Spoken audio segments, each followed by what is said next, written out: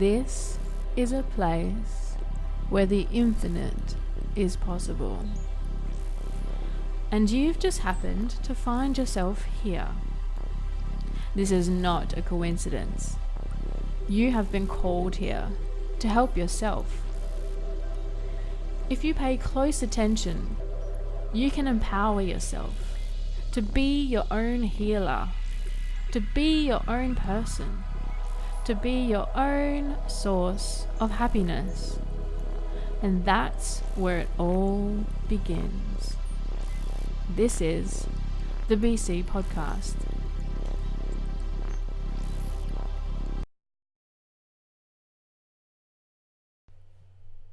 Hello. Welcome back. Thank you for tuning in once again.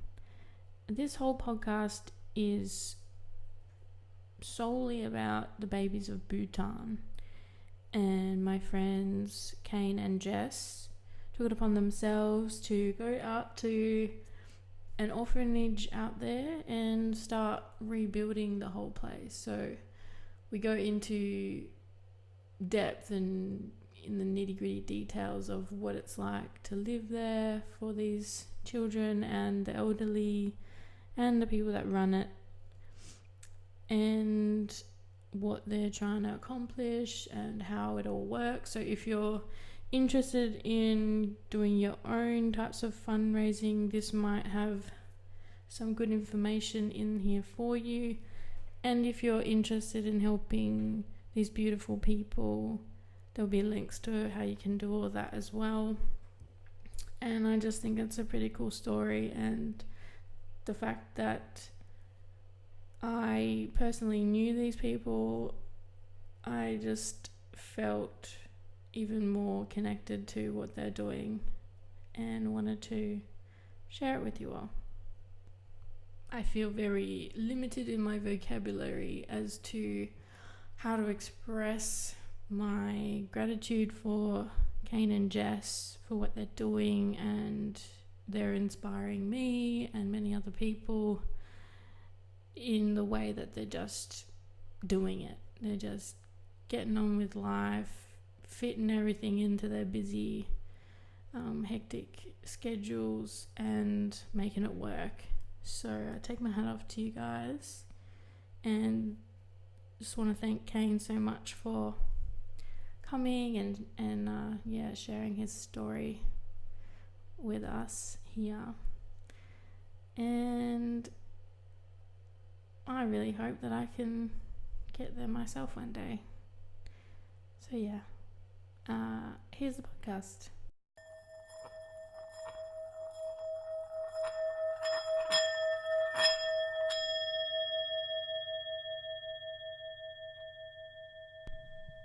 Hello beautiful people, welcome to the BC Podcast. My name is Beck and I'm your host for today. Today I have a special guest, Kane Sgherza. That's close, close enough. No one ever gets it right, so that's pretty close.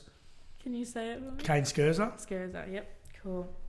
And Kane is here because I reached out when I saw, I think it was because of the function actually that you had.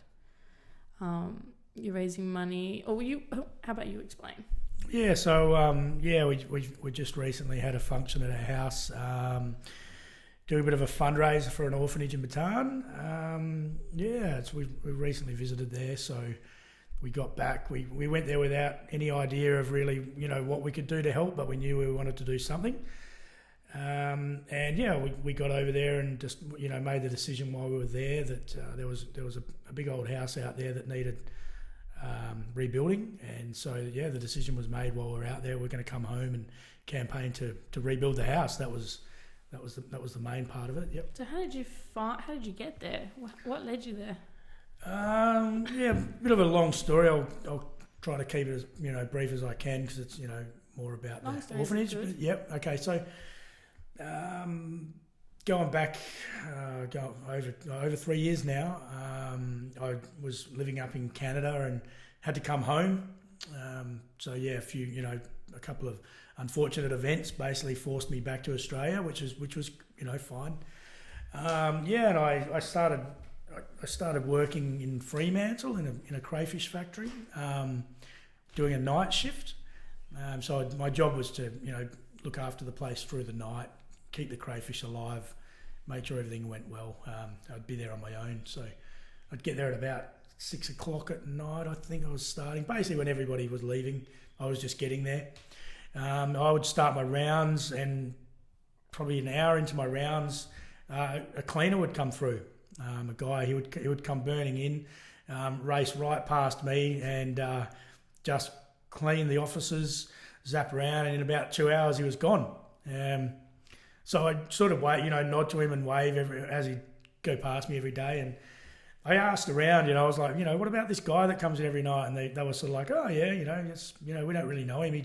He comes and cleans and goes. And I was like, oh yeah, no worries. So then, I don't know, this went on for a week or so, and then he kind of just went missing. He was gone. He didn't turn up, and someone else come in. I asked them about him, and they were like, oh, we think he's a bit sick, and he can't make it into work. So after about a week went by, he come back. So I stopped him. This time he went to run right past me, and I stopped him and said, hey, how you going? And he's, I'm okay. And I said, what happened? What? He said, oh, I've been a bit unwell, and I, haven't been able to work. I said, oh, that's a shame. He went on to tell me, he's over here studying, which is cool. But the money that he's making cleaning is going back to his orphanage in Bhutan. And, he was a bit upset that that week, there was no money coming in for the orphanage. So I thought about it for a bit, and I thought, well, we can't have that. So I went up to the ATM and withdrew some cash, and I come back and handed it over to him and said, look, this is for your orphanage. I didn't know the guy. I didn't know where the orphanage was. I didn't really know much about it, but I thought, on the off chance, take the money and send it to your orphanage. We instantly became friends. So yeah, we became really good friends after that. And we got talking about the orphanage and more. We got to the, I was having a bit of a hard time in my life. And he had a lot to offer as far as putting things back into perspective for me. And so in exchange for that, I taught him basically how to live like an Australian. So I taught him to cook a barbecue, drink beer, go out surfing, all that kind of stuff. And we become good friends over time. Then the time come for him to leave. So his studies were done, and he said, when he was leaving, he said, look, I want you to come to Bhutan. Wow. I want to invite you there. I can invite 2 people. I think it's 2 people per year. He said, I want you and Jess to come there. So I agreed, said, yeah, I'm definitely going to come there, but on one condition is we're coming there to help. We're not coming there to be tourists. We're going to come there to make a difference.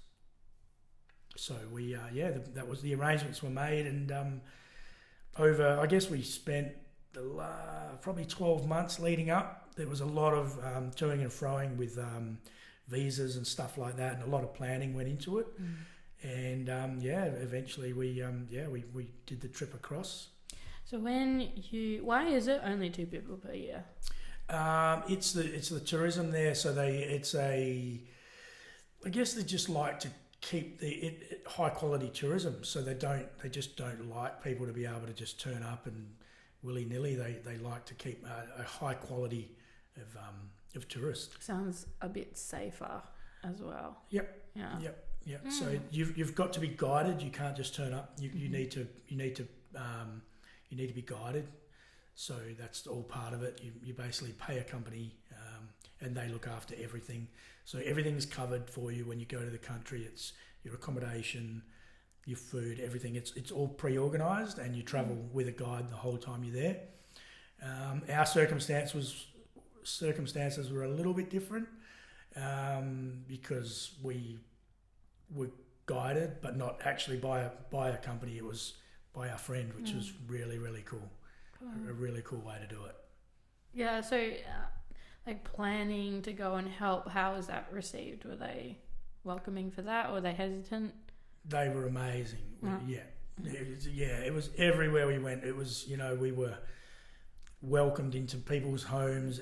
Everything we did, everywhere we went, people just could not give us enough, couldn't do enough for us. It was amazing, actually. The way the people were with us. There was one day there we were standing in a village. I think we just stopped there to get something, and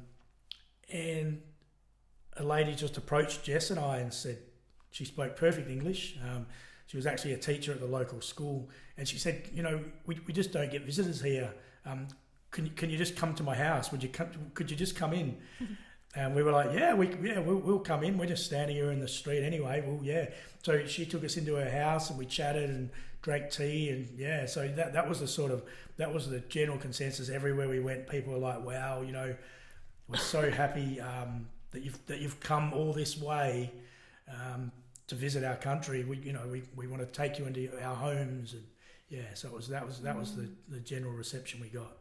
Awesome. And so I know you've got a lot of info on your Facebook page about how you found the place and what work needs to be done, but would you like to elaborate as well, and what you did manage to be able to do while you were there? Yeah, so we flew into the capital and we spent a bit of time there, being a tourist a little bit, just for a day or two, just to get a really good feel for the place, and then it was time to journey out to the orphanage.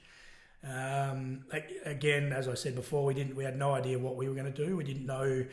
I did say initially that I want to help try to build something. I want to get out there and get hands on. That was one of my main aims, and my other aim was to do some filming and get some footage and put something together to show people what we were doing. So we had some building materials and stuff organised, and a few little plans were put in place for some stuff we were going to do when we get out there.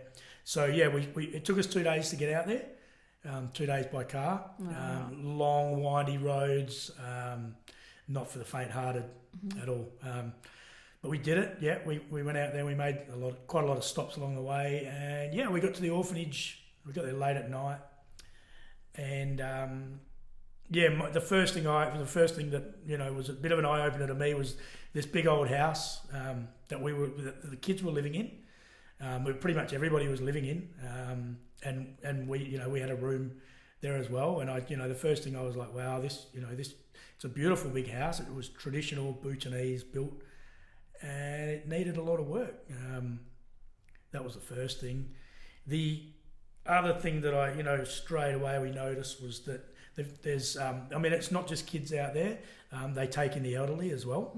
So basically anybody in need. So they had 3 ladies out there, and now that they do the cooking and they're kind of running the show out there, and they're cooking for the kids and all that. And they were cooking on I guess the only way I could describe it was a tin can on the ground, with a small fire in it. The first thing for me is like, we just can't be cooking on the ground, coming from Australia. Of course, we've got to have everything at, waist height. We do everything. We've got benches and cooktops and all that kind of stuff. We're like, no, we got to do something here. So that was the first thing we did. We woke up the next morning and we built a wood oven. We built out of stones. It was I was sort of like, I've got no idea how we do things out here, but that we had a guy there. He was like their handyman, and I got a piece of paper and drew how I wanted it to go down and showed him, and he kind of gave me the thumbs up and gave me the ideas like, yeah, we can do this. So we all of a sudden we were building this stovetop. The kids were bringing the stones. Someone was mixing mud.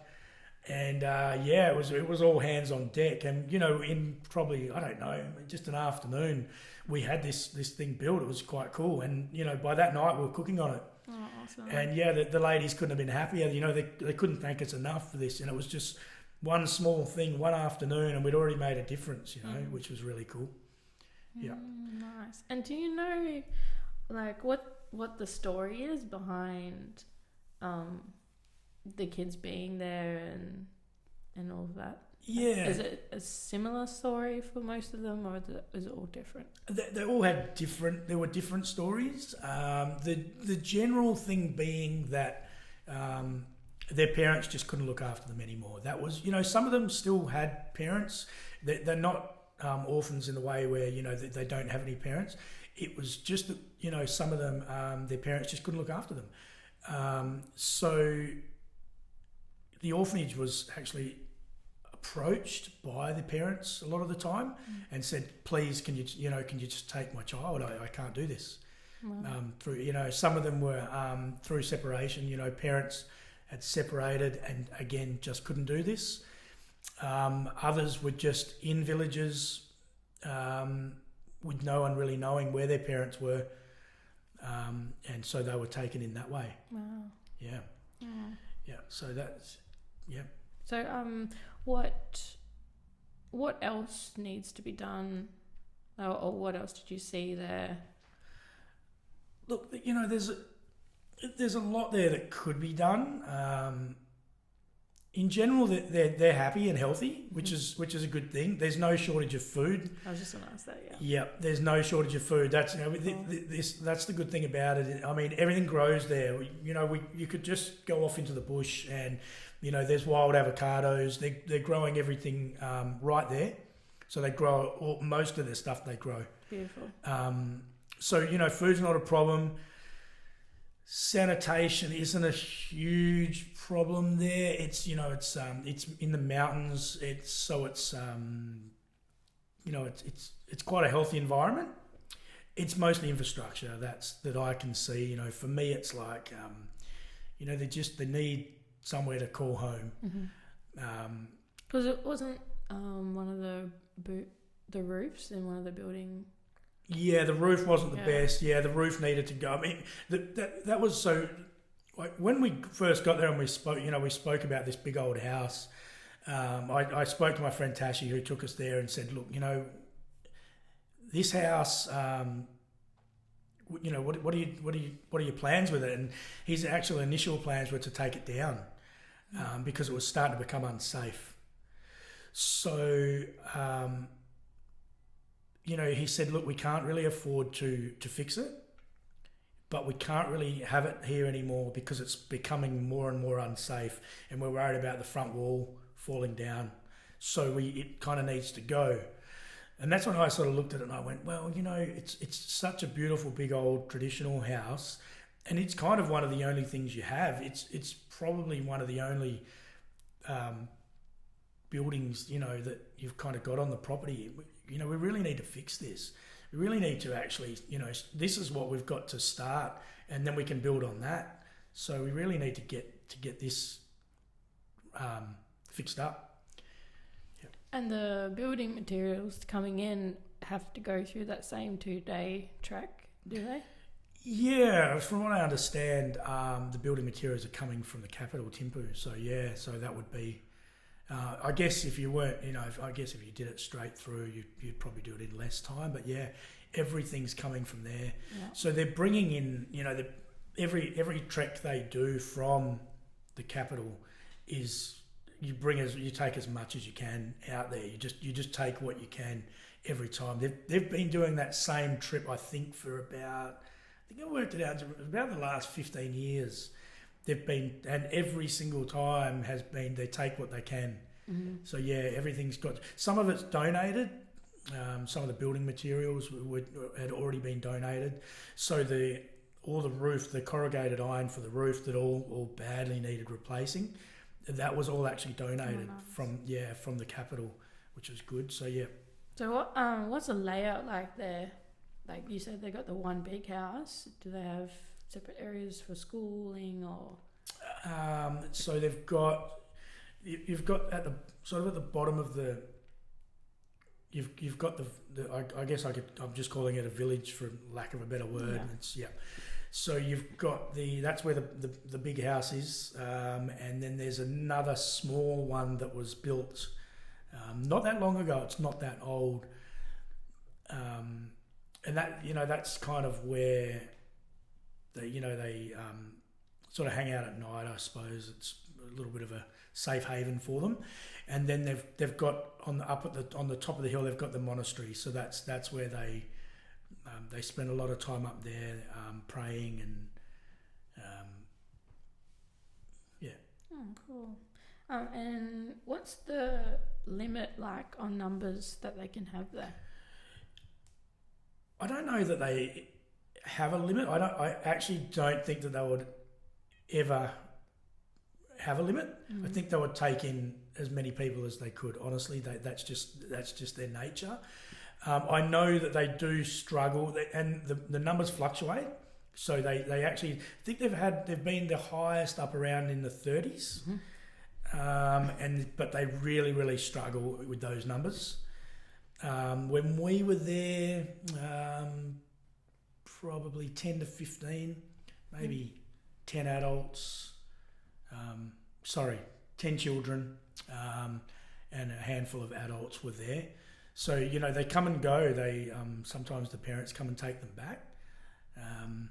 Some of the teenagers just leave. They just they make their way back to the village they come from. Some of them come back. Some of them return. Some of them So I don't think there's a limit. They wouldn't never call it a limit, but I wouldn't imagine that they would operate over probably 30 kids would really, that would be their maximum. The way things are right now. But with the big house, like I call it the big house because it's with the big house completely done, the numbers would 100% increase. Huge. Cool. And I think I read it was a husband and wife that decided to start this. Is that right? Yeah. And have they been doing that for 15 years? Pretty much, yeah. So they, I forget the dates now, but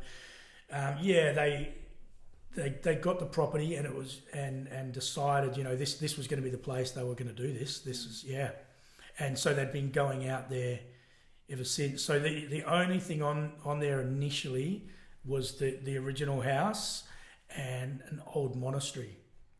They've since built a new monastery, and it's amazing. It's beautiful. And they've also built down more the other house down in the village as well. And so your friend Tashi is very involved still. Yeah, it's his thing. It's his main thing. Yeah, it's what he does. Oh, cool. Yeah. So will he be coming back to Australia or? I'd hope so. He was here studying. He works for the government over there, so the government sent him here to study engineering. Yeah, and that's so cool. He does all the hydroelectric stuff over there. So he goes around in the mountains and he says, okay, this is they I guess there's a proposed area they want to put in a hydroelectric plant, and he works out whether it's going to be a good thing. So he does every now and then. He mentions coming back and maybe doing extra studies. And I'm always like, you need to come back and visit. So, I'd like to get them back here at some stage. And I think we will. Yeah. I think we'll have them back here at some stage, for sure. Cool. And so, after this, how long did you spend there? We were there in total 3 weeks. Oh, yeah. Yep. And we were, 2 full weeks of that was at the orphanage, and then a few days either side. So a few days in the capital to have a look around before we left, and when we got back, a few days on the other side. Yeah, so 3 weeks, which is a really long time in Bhutan. That's almost unheard of. Ah. Yeah, because most tourists pay by the day to be there. Right. So it's quite expensive to be there per day. When we told people on the flight and that, they were like, "Oh, how long are you going for?" And we were like, "Oh, we're going to be there for 3 weeks." They were actually quite shocked that it was going to be a 3-week trip. So yeah. So coming back, you decided you're gonna have to do more, and you wanna help them more. So talk me through that process, you and Jess. Yeah. So at first we had absolutely no idea how we were going to go about this. You've always got the ideas of how fundraising is going to happen and how it's going to go down, and the reality of how it happens and goes down is very different than how you see it, you know. So yeah, we come back with no idea. We're just going to make something happen. What I had done was I had I shot a lot of footage and done a lot of stuff over there. That was the main thing I did was, I was filming a lot. I was taking photos. I was writing, and I was making sure that I captured every moment so that I could bring something home and at least show people this is what's there and this is what we're trying to do. So yeah, I guess the first things were, we started off kind of small. We did some raffles. We did some online raffles because it was something that we could do. With us both working away, we needed to do things that we could do remotely. Mm-hmm. We could do things and not actually have to be there for, which is hard when it comes to fundraising. You really need to, you really kind of got to be there. So yeah, the first few, they went off quite well. We did some raffles, people jumped on board, and people just generally got on board. People, we started a GoFundMe page, and people instantly just jumped on board with that. People come out of nowhere and made donations because they liked what we were doing. No prompting, no nothing. They just did it. Yeah, I really like knowing that my money is actually getting to where they say it's gonna go. So seeing the footage really helps. Yeah, look, I'm big on that as well. And originally I was gonna, when I knew we were going to go there, I was originally going to try to do some fundraising before we went. And then I thought about it. I thought, you know what, this isn't going to work, because how can I raise money for something that I've never been to or never had, anything to do with hands-on in an entirely different country? It's going to be really difficult to get people on board. So that's why I made the decision to go there, get involved, make a difference myself to show that I'm actually, hands-on with this, and then to come back and say, okay, I'm hands-on now. How about we get some help from other people?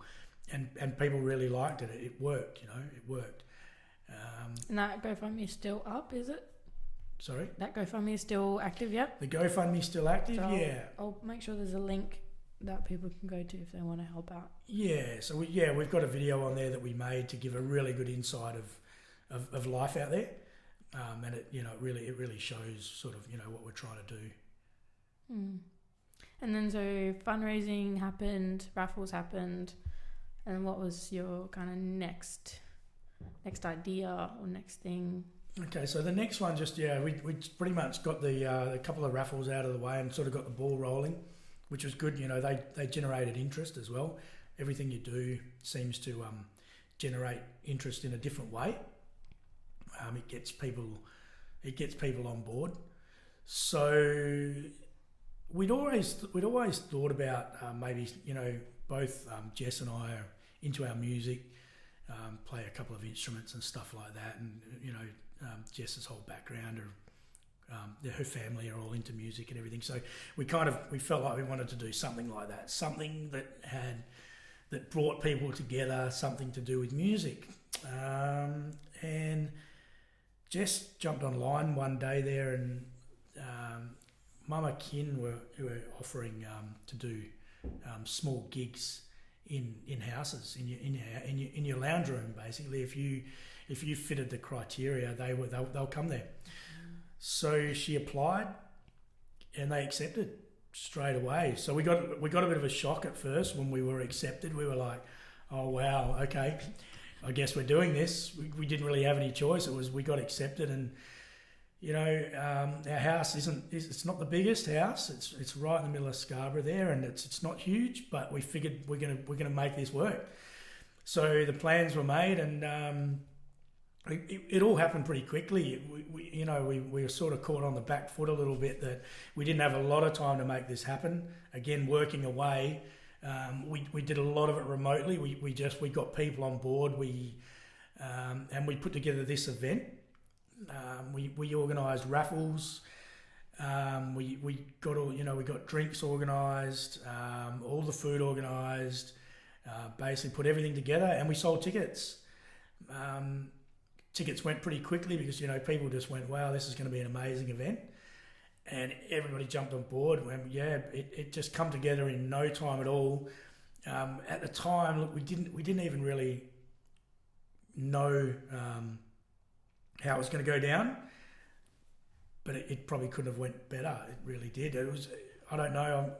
I don't want to say, if you over plan things, sometimes I guess you've got big expectations, and I think we didn't have a massive plan and we didn't have high expectations, but it far exceeded any expectations we had. Beautiful. And how did this all impact you personally? How when you saw the kids and hung out with the kids and then building things for them, what has it done for you? It's definitely it's made me realise, there's so much in the world that we really need to get on board with. I think we live our own lives, and we get in our comfort zone, and we don't really look at what's out there. We don't look at just come close a bit. We don't look at what we could be doing to help. And being there and seeing these kids really made me realise that this is just the tiniest part of the world in comparison to that needs our help. I used to sit there and watch these kids playing and think, wow, you know what? They're happy enough, but they didn't have anything. They don't have anything, and they needed our help. So for me, it was an eye opener. I realised that it's not just here; it's this. This is worldwide. This, so we really need to get involved with something. I feel like everybody can do something small to help. And the other thing that impacted me was what we're doing is it's quite small, but the difference it's making is phenomenal. It's for us, it's small. For them, it's their world. It's everything. That's what it made me realise. That's so nice. And do you feel like you might go looking for more opportunities to be able to help people, or do you feel like you just want to focus on this for however long? When do you? You'd feel so attached to them, and you wouldn't want to. What am I trying to say? When is enough for them? That's a good question. It's a question I've often thought about over the past 12 months. The answer would be it's quite consuming. It's way more consuming than you think.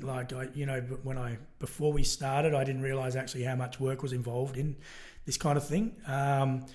So I would like to focus all of my attention just to this one project for sure. And we do have an attachment now, because we were there. We were there with the kids, and we become quite attached to them actually in the short time we were there, and vice versa as well. I think that look, I'd love to get out there and help the entire world, but it's not a reality. Yeah.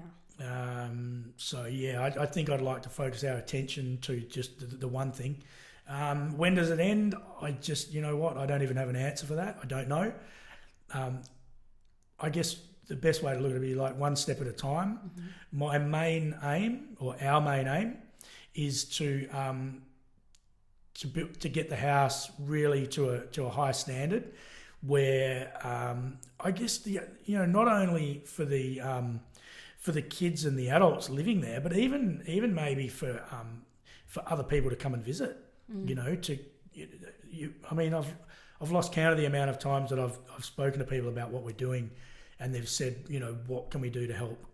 Can we go there? And I'd love to go.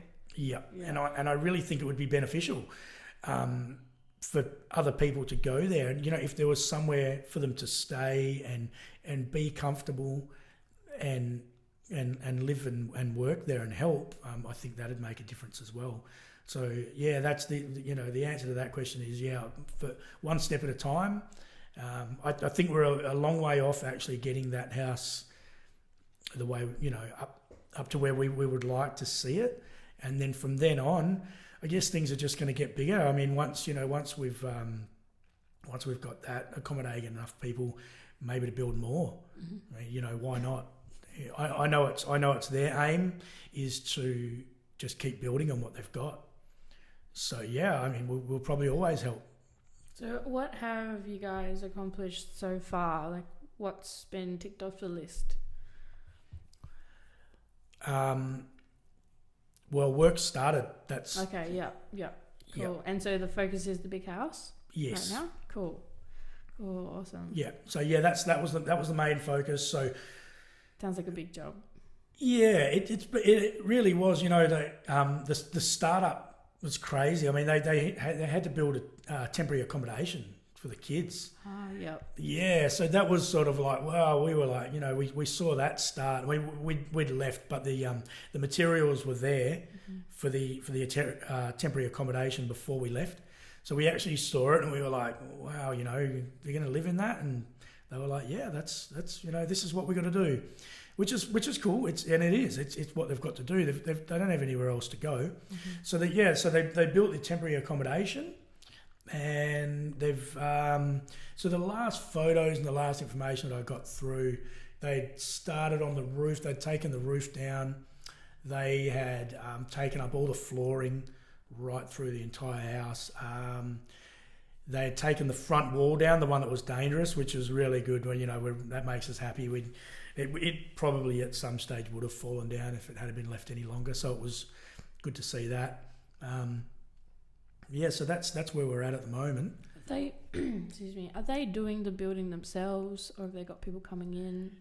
Yeah, so they're bringing people in. Yeah, they're bringing in workers from local villages, I guess, and paying them to work there, which is a good thing. Yeah. We're not only we're not only creating a safe place for these kids to live, but we're creating a little bit of work as well from some of the locals, which is really cool. That's good. But then that means it's a bit of a slower process than what we would see over here. Totally. Yeah. Look, everything happens over there at a snail's pace because you just don't have the resources. Yeah. Everything you do, you're pretty much making you have to make what you can't just get in the car and go down to Bunnings. It just doesn't work like that there. So it's everything you do, you've got to make. We were going into the bush and cutting down wood and bringing it out to build things. That's where you're at.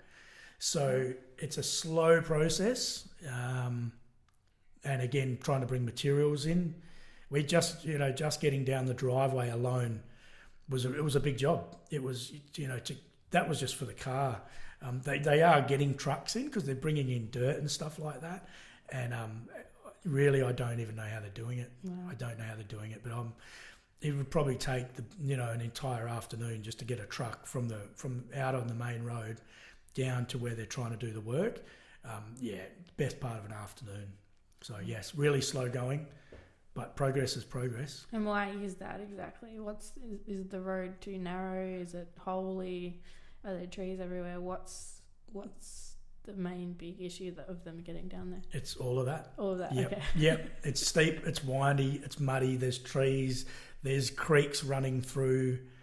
Okay. It's just it's really rough going. It's just in the mountains. I mean, there's just no flat land there whatsoever. Everything you do, you're either going up or you're going down. So it makes everything difficult. I mean, we were forever looking at infrastructure there, wondering how they did it. How did you even get that thing there? Where did you start? And how did it not just slide off into the valley? God. Yeah, it's quite impressive. It's quite impressive actually the way they build things there and how they and how they just keep doing what they're doing. Even how the road even got there to start with amazes me. Yeah.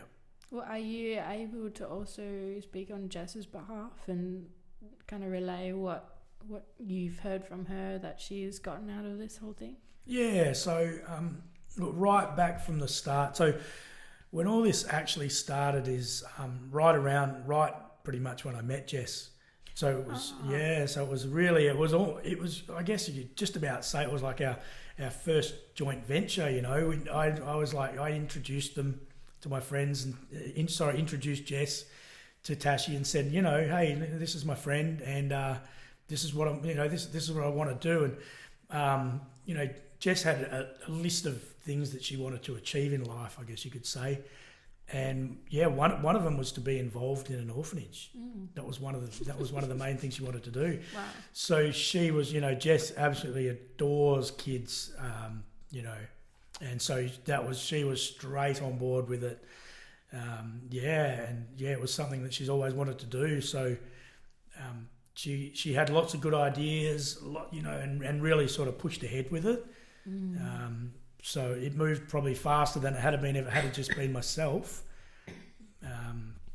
She was straight on board. Oh, nice. Can you share some of the I get bogged down in the details of a lot of things.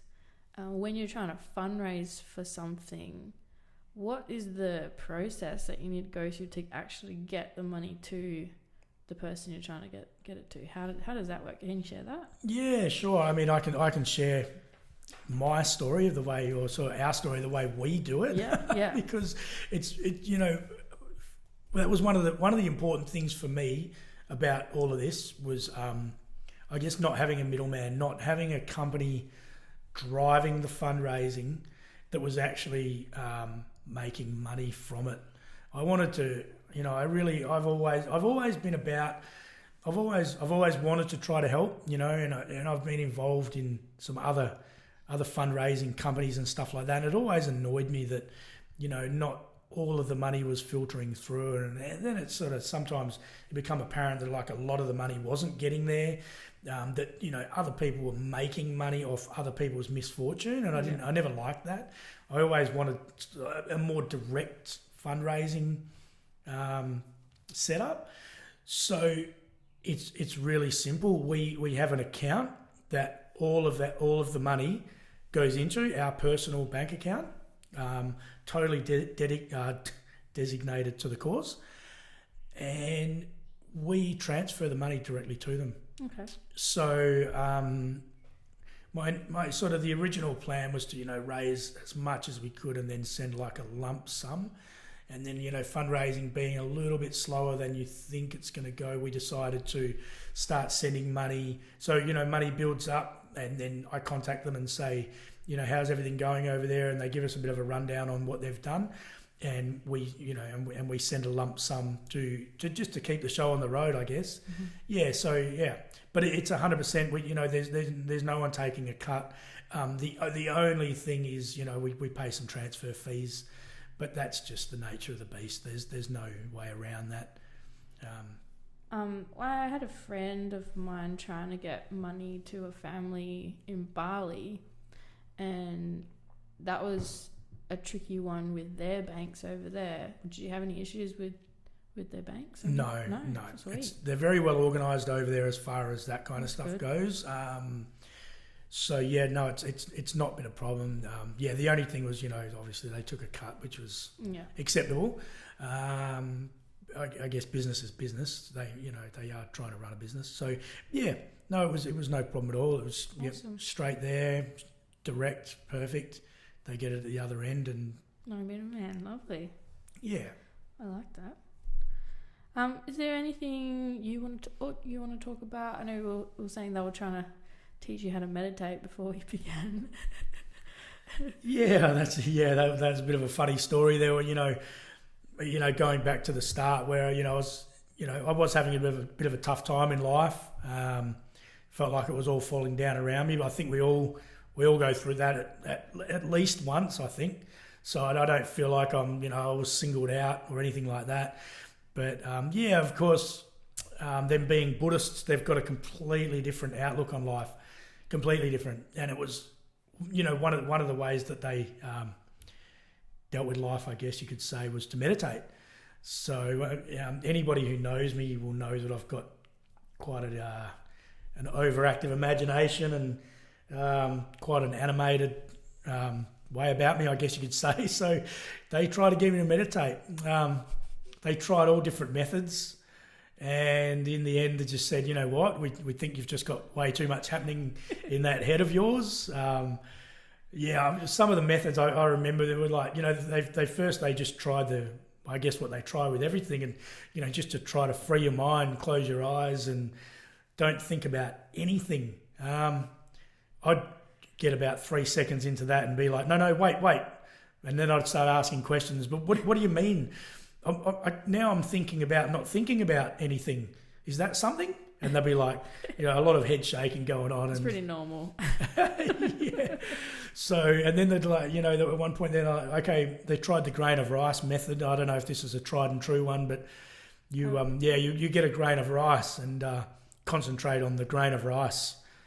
Of course, I'm concentrating on the grain of rice, and I'm thinking about the rest of the grains of rice and what I could be doing with that rice and where the rice come from, and no meditating was happening at all. So yeah, they just said, look, you know what, you're a good guy and everything, but we just don't think you got what it takes. Yeah. So like, were you able to do any activities with the kids or anything while you were there? Yeah, definitely. Yeah. So they had quite a strict schedule through the day, so that, you know, it was up early in the morning, get cleaned up, and then get up to the monastery. So they'd be in the monastery by not long after 5. Mm-hmm. You would hear them all getting up, and we would roll around in bed thinking, oh man, really, is it that time again? And off they'd go to the monastery. They would be up there for a good 2 hours. And then back, they would come back, have breakfast. And then meditating up there, aren't they? Yes, they're praying, meditating, yep. And they'd do all that up there. Then I would come back down, eat breakfast. They would have to study. Then after the study, just before lunch, there was a little bit of playtime. So we could play skipping rope. They had a ball and they'd kick the ball around and play some skipping rope. But there wasn't a lot of time through the day, but then the weekends come around, so weekends were a little bit more relaxed. So they were the days that we could get out in the field and kick the ball, and, you know, so we played a lot on the weekends like that. But most afternoons, Jess had a little bit of a school thing going on with the kids. So we'd been down to the border town, the border of India and Bhutan, a place called Gelafu. And while we were down there, we'd bought all these pens, pencils, all sorts of stuff that kids like, you know. And so Jess had this little school happening every afternoon, and she would get all the kids in there, and they'd have to make things, you know, paper chains and, you know, all the crazy stuff you made as a kid. Write their names. We even had them. We had these books which were, you know, for learning English and stuff like that. We actually had them writing and, you know, speaking English, and wow. You could really see an improvement in a short amount of time in their English. You know, sometimes they would just shock me. They would some of the things they would do and say. You know, one of the little girls one day was, you know, she was walking past and she had a little lip gloss. A little tube of lip gloss, and I said to her, because, you know, we would just speak at them because, you know, I mean, they don't speak English, the kids, but we would talk to them, of course, in English, not speaking Bhutanese. We would just speak at them. So I went up to her and said, "Where did you get that?" And she said, "Your wife." And I nearly fell over, you know, when she said that. She was just out of nowhere. She answered me perfectly, and I was like, "Whoa!" You know, they're really picking up on, you know, what we're doing and what we're saying. And a lot of it was because, you know, Jess was holding these little classes every day. Wow. With them. Yeah. So yeah, we're really interacting with them a lot, you know, like that sort of stuff. And yeah, I guess we were trying to interact with them. You know, we wanted them to like us. You know, we wanted them to be comfortable with us, and we wanted them to get something out of us being there. You know, we just didn't want to be these strange people who just showed up and, we're trying to do all this good, and, you know, we just turn up and do what we needed to do and left. We really wanted to be involved in everything they did, and and yeah, so it was quite cool like that. Oh, nice. Can you mail stuff to them? Does stuff get to them if you mail it? Yeah, totally. Yeah, again, very well organised. Anything that we put in the mail, would totally get to them. I mean, we plan on going back. So either way, I feel as anything that we'd like, that we were going to take to them, I think we'd take in person. But yeah, definitely, they're able to get at least to the capital, and then it would eventually get out to them. I think they make a trip out there about. It seems to me to make it probably about a monthly trip out there, depending what's going on. Yeah. Yeah, well, I was just wondering if because I've got a friend's mum would often do like a Christmas drop, so she'll be the one person getting everyone's donations of Christmas presents, and she'll drop them off to less fortunate families and stuff. So I was wondering, are you planning on doing anything like physical things, or can you give the postal address out, or for people just to send stuff? Yeah, definitely. Or a list of what they might need as well.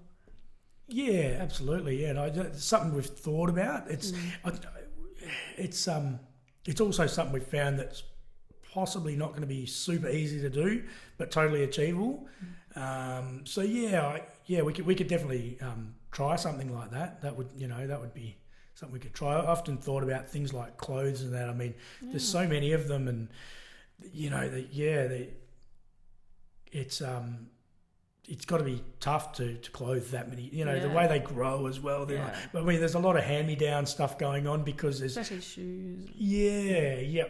There's such a range. I mean, they go from, I think the teenagers. There's a few teenagers there. I think it'll be about probably 15, I guess, the eldest of them, and then right down to about, I think 5 was about the youngest, or maybe even younger. So you can imagine there's quite a good range of hand-me-down stuff happening, but I think they could definitely do with more. They could always do with more. Yeah. So something we'll definitely look into. There's definitely, I know there's definitely an address there in the capital that things could be sent to. So it's something we should try in the future, actually. Yeah, for sure. Yeah, that would be good. I'm a big advocate for art stuff. Like anyone expressing yourself through art is just so therapeutic. Is there anything else you want to say about it? No, I don't think so. I think we've pretty much covered it all. Every time we've done anything during this campaign, people have got on board in some way. Someone has reached out. Every time, even just through holding a raffle, someone's come and said, you know what, I don't really want anything to do with the raffle, but I want to do this. I want to, you know what I mean? Like someone every time, and I really want to keep that ball rolling. So I guess the best thing that I could say, is for people who, anybody listening in, if they, any sort of involvement that they could come up with would be amazing. Even if it's ideas, even if someone says, you know what, why don't you try this? I'm open to ideas because we're winging it. We there's no book about this. There's no rule book. There's no instruction book. You've just got to really have a go, which is all we're doing. So if anybody out there really has got any experience in this and has got some good ideas or can help in any way, that would be amazing to definitely come forward. We're happy for people to contact us through our personal Facebook pages. We are, Jess and I are fairly transient, so we move around a lot, and we do rely, I guess, on social media for contact with people, even with our own families. It's just how we do it. So if anybody wants to contact us on our own personal Facebook, by all means, shoot us a message. I'll link everything. Yeah, and also our Babies of Bhutan page. By all means, get on there. The more people are involved with that page, the more exposure we get. we're trying not to be, I guess you could say, big on advertising. We got the feeling while we were in Bhutan that they're not big on asking for help. They like people to come forward and offer it. Yeah. The way we sort of see it is, if you don't know, then how could you come forward? Yeah. So so any little bit of exposure like this, we do like anybody who's, anybody to put their hand up and come forward. Yeah, sure. well, I'd never heard of Bhutan until I saw you guys there. And for me, it felt awesome being able to contribute, knowing that I know you personally, or I hadn't met you until today, but I know Jess. And I saw that you were there, hands-on, and I was like, I know my money's definitely going to get there. So that's another reason why I wanted to have you guys on here, is to just spread the word a bit more. And kids, I get emotional. Kids are just so precious. Yeah, no, that's it. Yeah, that's the main thing. And that's what it's all about. It's all about the kids, like it really is. So any little bit we can do to sort of to help them, it will make a really big difference. Yeah, well, I'd love to get there sometime. I went to India a few years back, but didn't. India's so huge. Didn't travel out too far. Yeah. You'd be amazed at the amount of people. And look, you know what? I'm guilty of it as well. When Tashi first said to me, Bhutan, I was a little bit like, okay, where's Bhutan? And when he explained it, for me, it seems so natural now. It's like, it's just there. It's somewhere I've been and somewhere I can just point a finger on, on a map and go, there it is there. But before that, I had no idea. It's tiny, There's just over 700,000 people population, so it's just tiny. And so the amount of people who have said to me when I've talked about it, they're like, probably the most common question is, where's Bhutan? Yeah. So even just raising a little bit of interest as to the country itself, it's a pretty amazing country. That's a good thing as well. It's not all about one tiny orphanage. It's about one tiny country as well. So it's really cool to open people's eyes to the country itself as well. And to just think, if you hadn't have reached out to the cleaner at your work, like none of this would happen. Yep. No, I've often thought about that. And that's another one that could probably be taken from this, is you just never know. You just don't know. When you come across somebody, you just don't know their story. Yeah. I could have just kept walking. I could have not even said hello. We passed each other for a week or so without even chatting. It's just another person in the workplace. And it wasn't until I said, hey, how you going? What's happening? Which I do anyway. I'm quite approachable, and I generally approach people as well. So, none of it could have ever happened.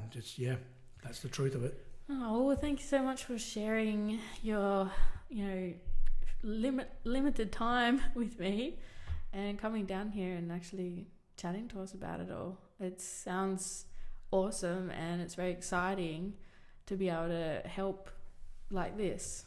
It really touched me anyway. Okay, cool. Yeah, no, thanks for having me. I really appreciate it. Really appreciate you reaching out. It's been really cool, and it's nice to get the word out. So thank you. It's my pleasure. All right, thanks everyone for listening, and I will link where you can get in touch with Kane and Jess and the babies of Bhutan as well. Lots of love. Bye. So there you have it, folks. Go find Bhutan on a map and check it out yourself. Thanks again to Kane, and you can search up Babies of Bhutan on Facebook to find a lot of the photos there. I'll also be adding some photos to the BC Podcast Instagram and Facebook. They're both at BC Pod, and I'll pop some on the website as well. www.bcpod.com, and I will link Kane's Facebook, email, and any other links that I'm forgetting. And I'll link Jess's Facebook also, so you can get in contact with them if you want. Oh, and the GoFundMe as well. Thanks, guys. The intro music was done by Kane Sgherza, and I will put a link to the Bandcamp where you can check out more from them as well. Bye.